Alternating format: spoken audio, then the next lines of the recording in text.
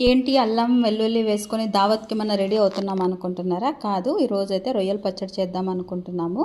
మా చెల్లి అయితే ఇంటికి వచ్చిందనమాట. ఇద్దరు కలిసి రొయ్యల పచ్చడి చేద్దామని చెప్పేసి రొయ్యలు తెచ్చానమాట.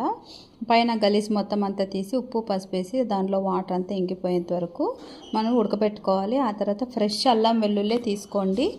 స్టోరేజ్ అల్లం వెల్లుల్లి అయితే తీసుకోకు. ఇక్కడ చెక్క లవంగా, ఒక స్టార్ ఫ్లవరు, ధనియాలు, ఆవాలు, జీలకర్ర, మెంతులు, 2 సైజు లెమన్స్, దాంతోపాటు 1 కేజీ ఆయిల్ అయితే తీసుకున్నాను. గ్రౌండ్ నట్ ఆయిల్ తీసుకున్నాను.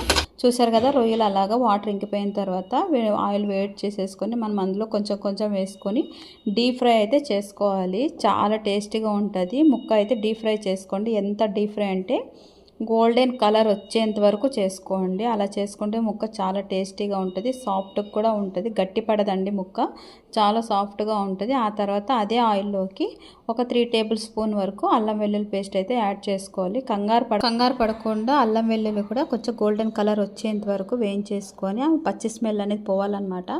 పోయిన తర్వాత మనం ముందుగా వేయించి పెట్టుకున్నాం కదండి, రొయ్యలు అనేది అందులో వేసేసుకొని యాడ్ చేసుకోవాలి. ఒక 10 మినిట్స్ అలా ఫ్రై చేసుకోవాలండి, అల్లం పేస్ట్ బాగా పట్టేలాగా రొయ్యలకి. ఆ తర్వాత స్టవ్ అనేది ఆపేసుకుంటే సరిపోతుంది. ఆపేసుకొని ఆ తర్వాత మన టేస్ట్కి తగ్గట్టుగా సాల్ట్, మనకు టేస్ట్కి తగ్గట్టుగా కారము, ఇంతకుముందు అయితే మనం వేయించి పెట్టుకున్నాం కదండి మసాలా, ఆ మసాలా పొడి కూడా వేసుకోవాలన్నమాట. నేనైతే కారం పొడి ఇక్కడ 4 టీ స్పూన్ వరకు వేసుకున్నాను, ఎందుకంటే కొంచెం స్పైసీగా తింటాం మేము.